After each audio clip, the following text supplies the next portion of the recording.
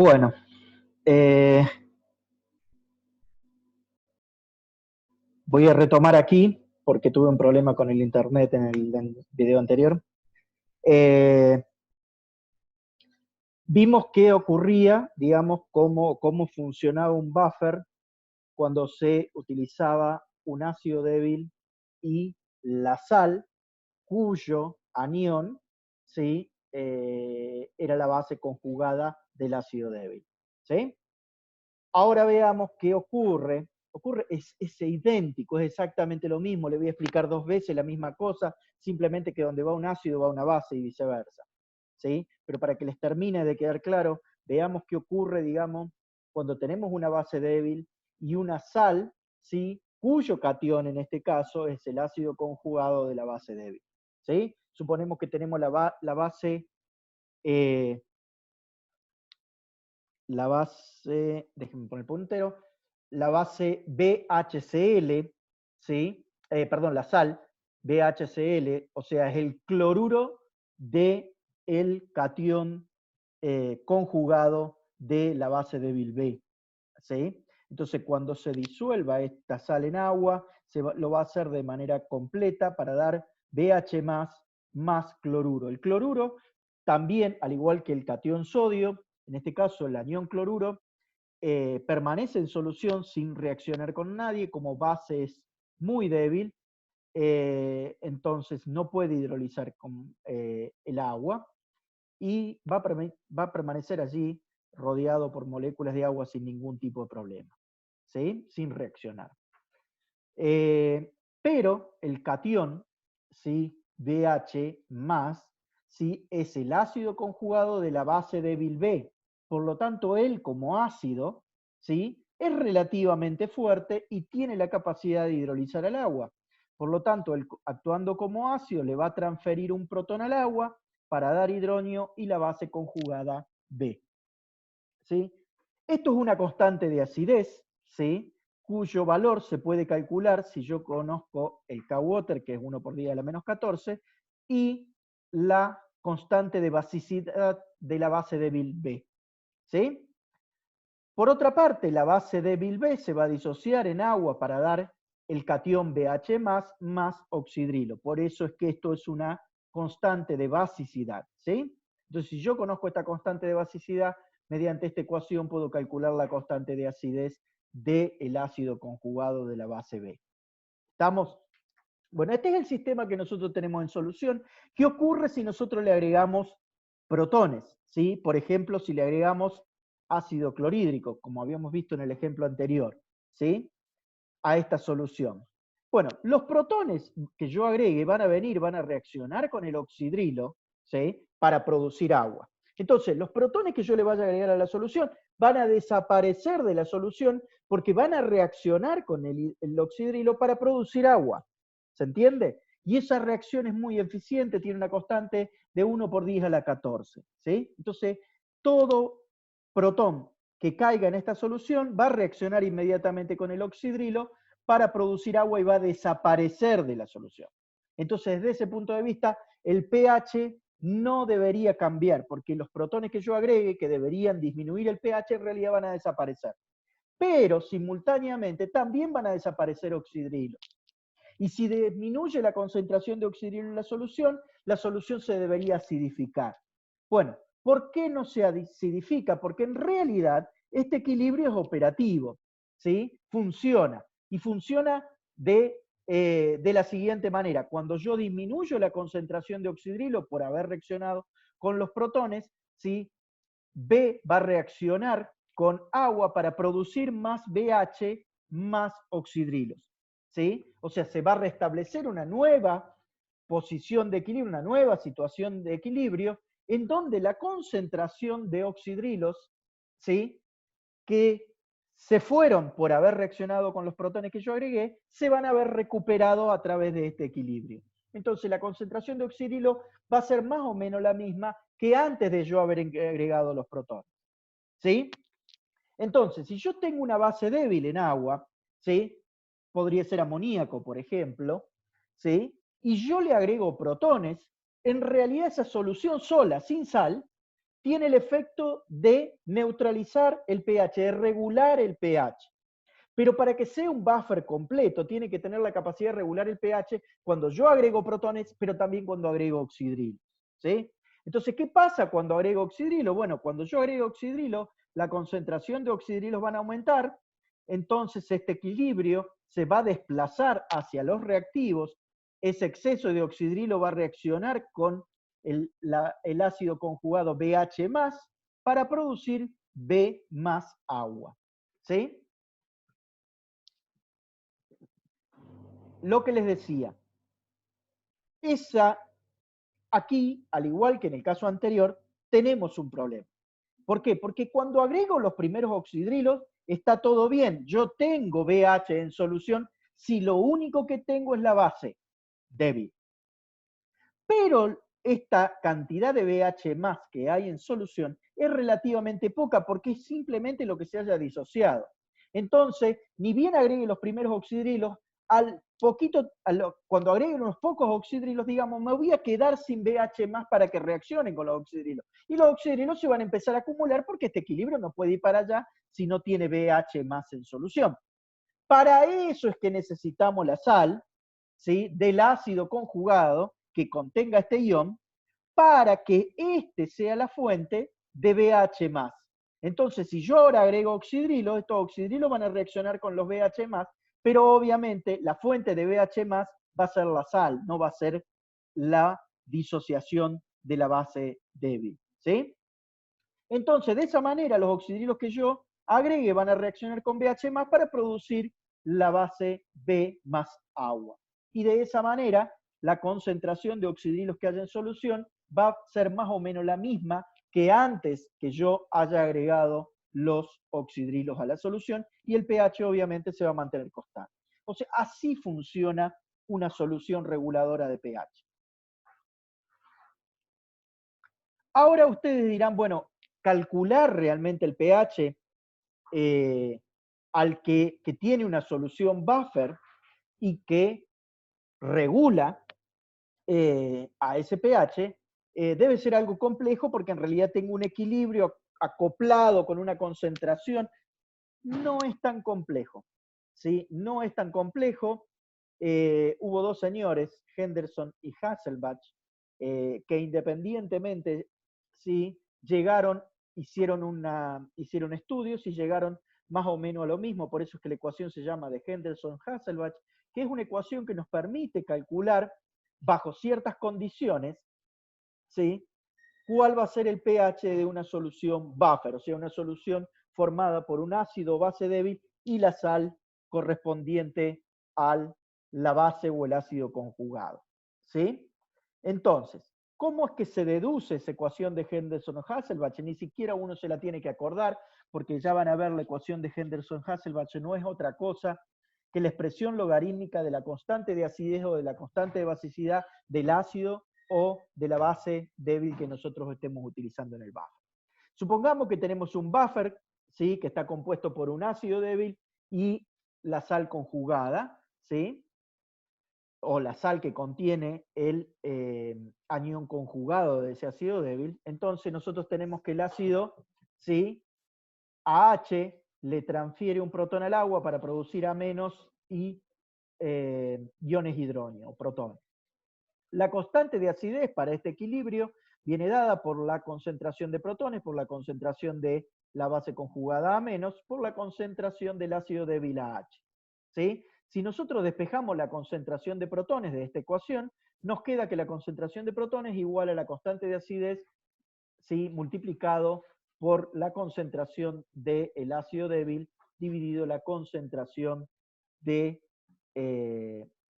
anión correspondiente a la sal. Como proviene de una sal, si la sal es, digamos, tiene una estequiometría 1:1, o sea que por cada mol de sal se produce un mol de anión, esto directamente, la concentración de A- es directamente la concentración de la sal, porque la sal se disocia completamente en agua. Si nosotros agarramos esta ecuación que tenemos acá y le aplicamos el logaritmo, el menos logaritmo a ambos lados de la ecuación, ¿sí?, menos el logaritmo decimal, ¿sí?, nos queda que menos el logaritmo de la concentración de protones va a ser igual a menos el logaritmo de la constante de acidez menos el logaritmo de este cociente que ustedes ven acá. Recuerden que el logaritmo de un producto es igual a la suma de los logaritmos, ¿sí? El logaritmo de un cociente es la diferencia de los logaritmos, ¿sí? Bueno, sabiendo eso, entonces, cuando aplicamos el logaritmo a esta ecuación, nos queda esta ecuación que nosotros tenemos aquí abajo. Pero ahora, menos el logaritmo de la concentración de protones, nosotros sabemos que es pH. Menos el logaritmo de Ka, eso es pKa. Y si nosotros agarramos y en lugar de escribir menos logaritmo de AH dividido a menos, escribimos, o sea, cambiamos, invertimos el cociente, ¿sí? Nosotros cambiamos automáticamente el signo del logaritmo, eso entonces nos va a quedar más el logaritmo de la concentración de A- dividido a H. ¿Sí? Eso es una propiedad que tiene el logaritmo. Entonces, como les decía, la concentración de A- es igual a la concentración de la sal o la base, siempre y cuando, de nuevo, ¿sí? El ácido sea monoprótico, o sea que la sal, la estequiometría de la sal, sea que por cada mol de sal produzca un mol de anión, ¿sí? O de base conjugada.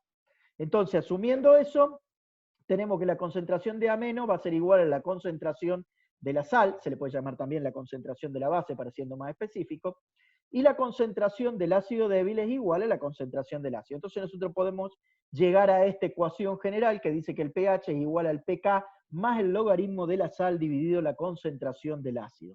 Eso es lo que se conoce como ecuación de Henderson-Hasselbalch. O sea que si yo conozco la concentración de la sal y la concentración del ácido que forman el sistema buffer, ¿sí? Las concentraciones molares, aplicando esta ecuación, si yo conozco la constante de acidez del ácido débil, yo puedo calcular el pH que va a tener esa solución y ese pH es el que regula, ¿sí? Ese es el pH al cual voy a estar regulando, digamos, o va a estar actuando mi solución reguladora de pH, ¿sí? Entonces, si alguien le dice, bueno, tenés que prepararme una solución buffer cuyo pH sea 5. Bueno, entonces uno en primera aproximación puede decir, bueno, me busco una sustancia ácida que tenga un pKa de alrededor de 5. O sea, una constante de acidez de alrededor 10 a la menos 5. Luego, pongo igual concentración molar de sal que de ácido. Fíjense que si estos dos números son iguales, el cociente da 1. Y el logaritmo de 1 da 0.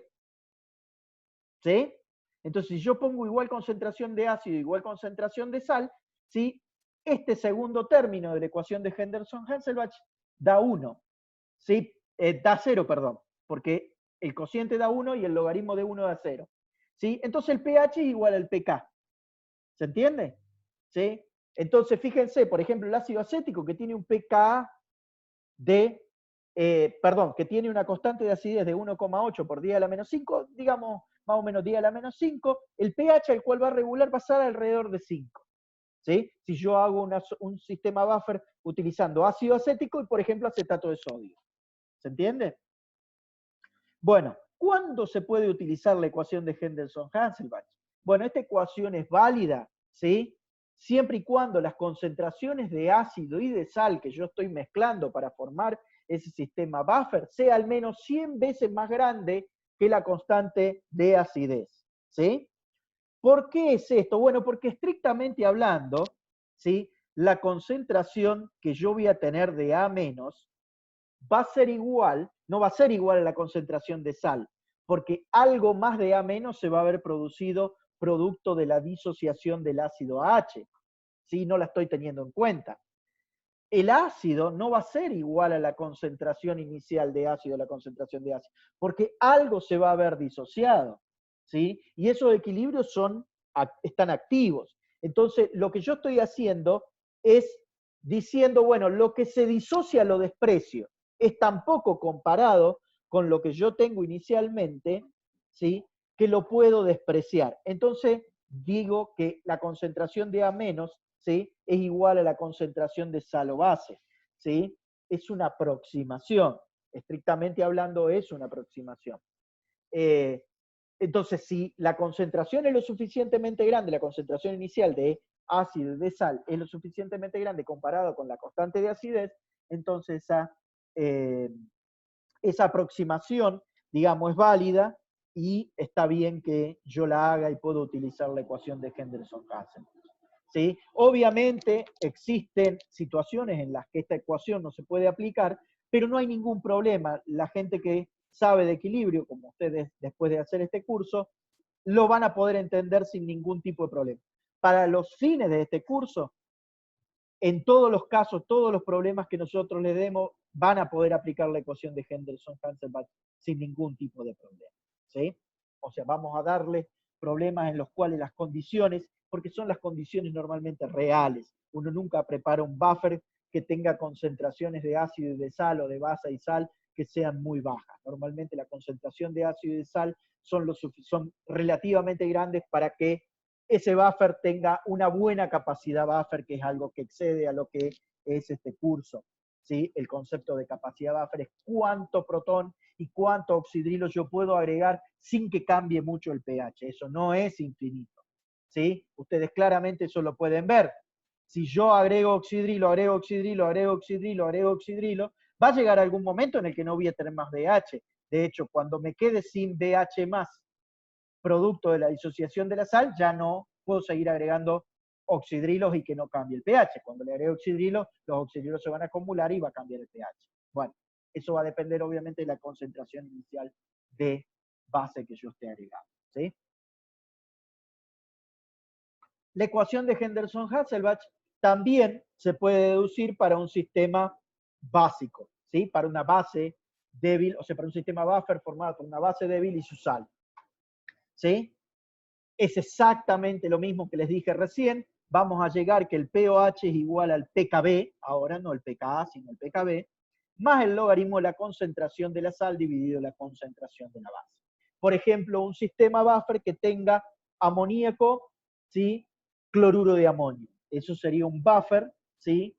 En el cual se utiliza una base débil, que es el amoníaco, y una sal cuyo catión, ¿sí? El caso del amonio, es el ácido conjugado de la base débil amonio. ¿Sí? Nuevamente se tiene que cumplir que las concentraciones iniciales de ácido y de sal sean al menos 100 veces mayores que la constante de basicidad para poder aplicar tranquilos y que las aproximaciones que nosotros hicimos para llegar a la ecuación de Henderson-Hasselbalch sean válidas. Vamos a ver como ejemplo, digamos, un sistema buffer que funcione en nuestro organismo y que lo hace de manera realmente muy eficiente. El pH que tiene la sangre humana es alrededor de 7,4. ¿Sí? Es un levemente básico, muy levemente básico, es casi neutro. ¿Sí? Nuestra sangre tiene un sistema buffer adentro que es ácido carbónico, carbonato. ¿Sí? Vamos a ver cómo es que funciona. O sea, ácido carbónico en realidad carbonato ácido o bicarbonato. Fíjense cómo funciona esto. Bueno, el dióxido de carbono reacciona con agua, si el dióxido de carbono gaseoso reacciona con agua líquida para producir ácido carbónico acuoso. Si el ácido carbónico, una solución de ácido carbónico es la soda, por ejemplo. La soda es dióxido de carbono disuelto en agua, eso produce ácido carbónico. Y este ácido carbónico, ¿sí? Es un ácido débil, ¿sí? Cuya primera constante, primer protón puede ser transferido al agua, ¿sí? Para dar bicarbonato más, más protones. Obviamente, acá yo necesitaría,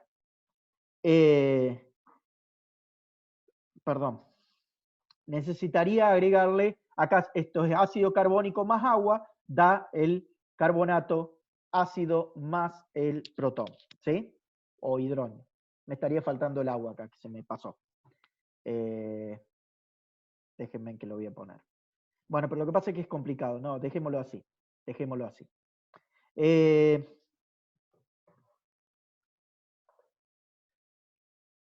Bien. ¿Qué les da como dato? ¿sí? La concentración de ácido carbónico en la sangre es de aproximadamente 0,012 molar.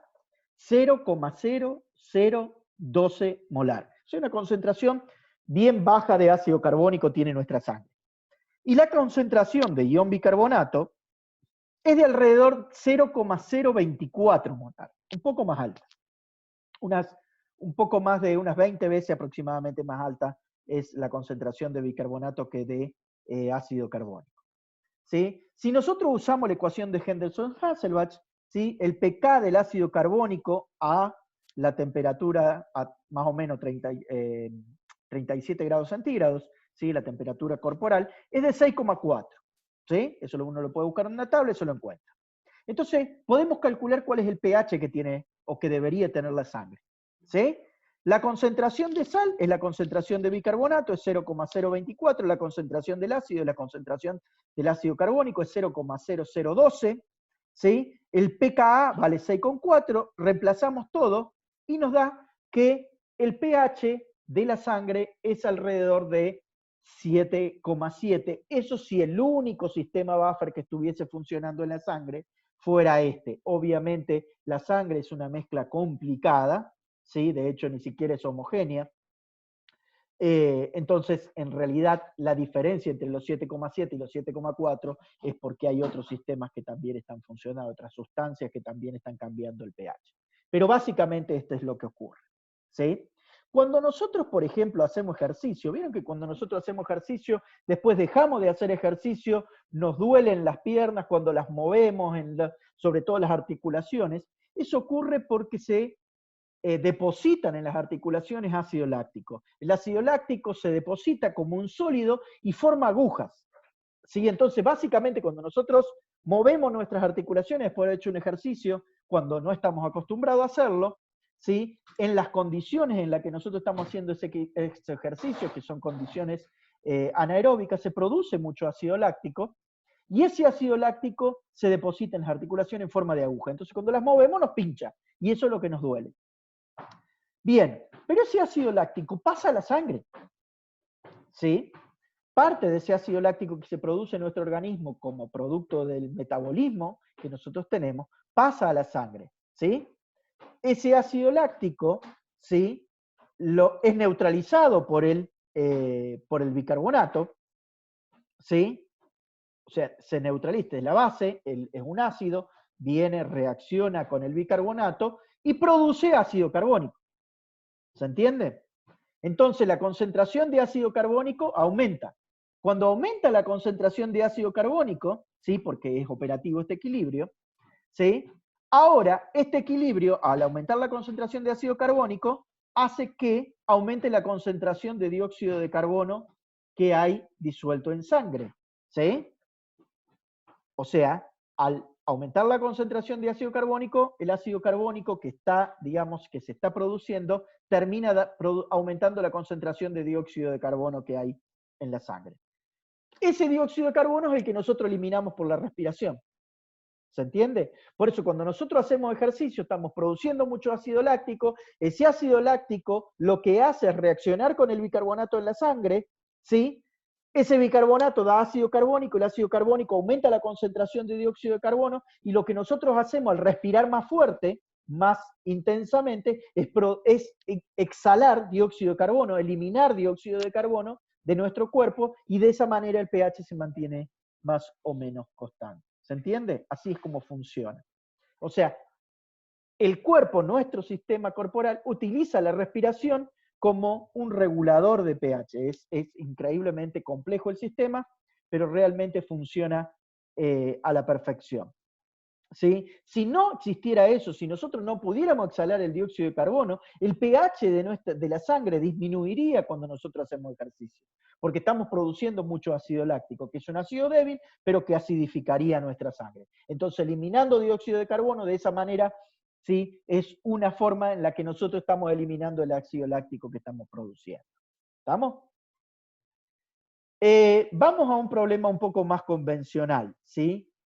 Un problema en el que nos dice, bueno, yo tengo una solución que es 0,5 molar en ácido acético, ¿sí? Y 0,3 molar en acetato de sodio. Fíjense que yo tengo el ácido acético y una sal cuyo anión es la base conjugada del ácido acético. ¿Sí? Entonces tenemos la sal, se disuelve en agua, dando acetato más ion sodio. El sodio no hidroliza, pero el acetato recuerden que sí lo hace. Por otro lado, tenemos el ácido acético, ¿sí? Que reacciona con agua, dando acetato y dando protón. Fíjense, ¿se acuerdan que yo les había dicho cuando vimos el efecto del ion común, que los buffers no es otra cosa que el efecto del ion común? Fíjense que acá estos dos equilibrios, en realidad esto no es un equilibrio, siempre es un equilibrio, pero es prácticamente tomado irreversible, tiene como ion común el ion acetato. ¿Sí? Bueno, planteemos, ¿sí?, cuáles son las concentraciones de todas estas especies inicialmente y en el equilibrio. Inicialmente, ¿cuál es la concentración de ácido acético? Bueno, la concentración de ácido acético es 0,5. Estrictamente, debería yo sumarle a estos 0,5 la concentración de ácido acético producto, ¿sí?, esta concentración de acetato, ¿sí?, que es 0,3 molar, ¿sí?, porque se disocia completamente, a su vez puede hidrolizar en agua y producir ácido acético. ¿Pero qué concentración de ácido acético me va a producir a partir de una solución 0,3 molar de acetato? 10 a la menos 5. Entonces, realmente, sumarles a 10 a la menos 5 a la concentración de ácido acético prácticamente es irrelevante. Entonces, podemos asumir que la concentración de ácido acético que va a haber en solución viene principalmente de la concentración inicial que yo puse de ácido acético y no de lo que no hace falta sumarle lo que yo produzco de ácido acético producto de la reacción de hidrólisis del ion acetato. ¿Cuál va a ser la concentración de ion acetato? Bueno, la concentración inicial de ion acetato va a ser, digamos, esto, lo que yo pongo de sal. ¿Sí? Ustedes me dirán, bueno, pero tengo que sumarle lo que se disocia del ácido acético. Sí, pero de nuevo, 0,3 molar frente a 10 a la menos 3, 10 a la menos 4, seguro que es la concentración de acetato producto de esta disociación, ¿sí? También lo puedo, digamos, obviar, ¿sí? Puedo despreciarlo, ¿sí? La concentración de protones va a ser alrededor de la 10 a la menos 7, que es la concentración de protones que tiene el agua. Eso inicialmente. ¿Cuál es el cambio? Bueno, evidentemente la concentración, parte del acético se va a disociar para dar acetato, entonces la concentración de acético va a ser los 0,5, la concentración en el equilibrio va a ser 0,5 menos X, y la concentración de acetato, estrictamente hablando, va a ser 0,3 más lo que se produce de la descomposición del ácido acético. ¿Sí? Y la concentración de protones va a ser lo que se aporte por el equilibrio del ácido acético, disociación del ácido acético. ¿Sí? Aquí está lo que yo les dije recién en palabras.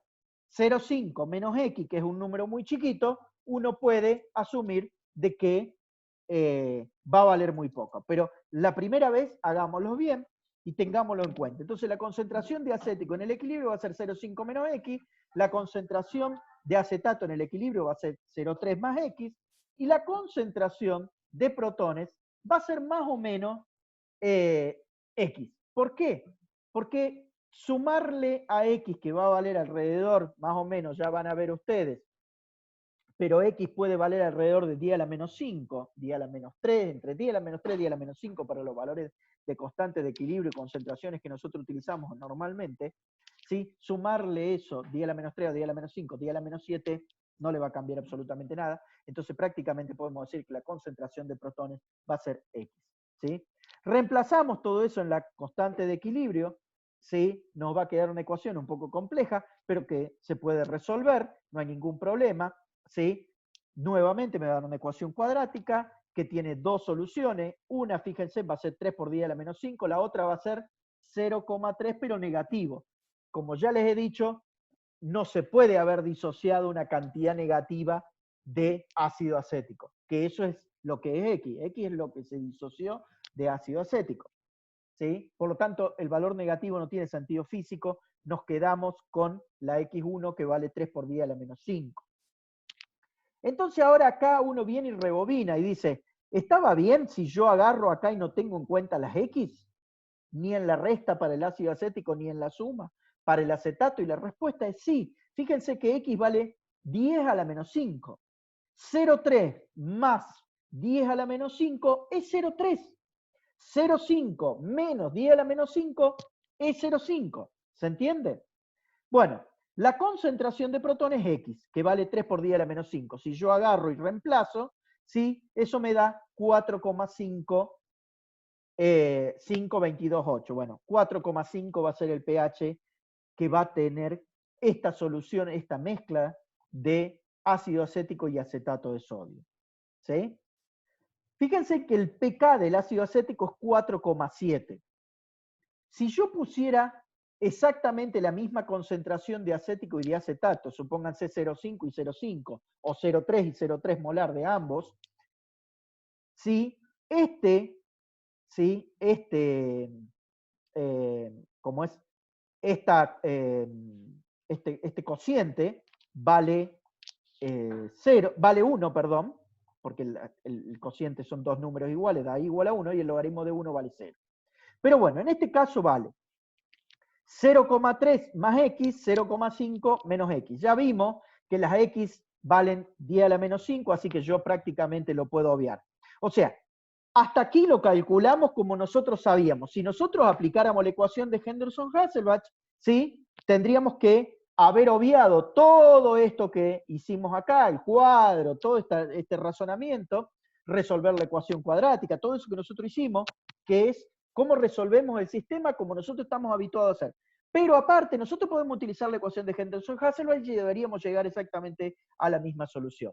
Bueno, fíjense que el pK lo conocemos porque sabemos cuánto vale la constante de acidez, entonces menos el logaritmo de 1,8 por 10 a la menos 5 me da 4,7447. Ojo, cuando usamos la ecuación de Henderson-Hasselbalch, para hacer estos cálculos hay que utilizar muchas cifras decimales porque pequeños cambios van a producir grandes cambios en el valor de pH.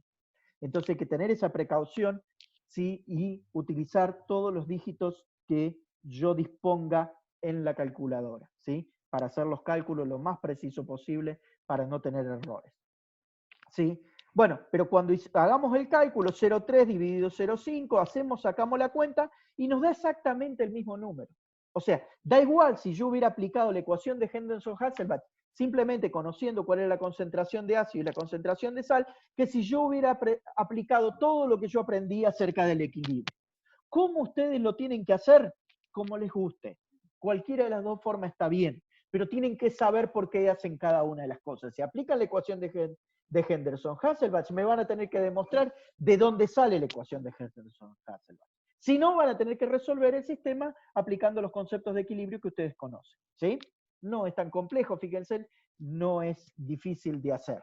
¿Sí? Ahora veamos el siguiente problema. Tenemos 100 mililitros de solución. A ver, vamos a parar acá porque si no el video se va a hacer demasiado largo.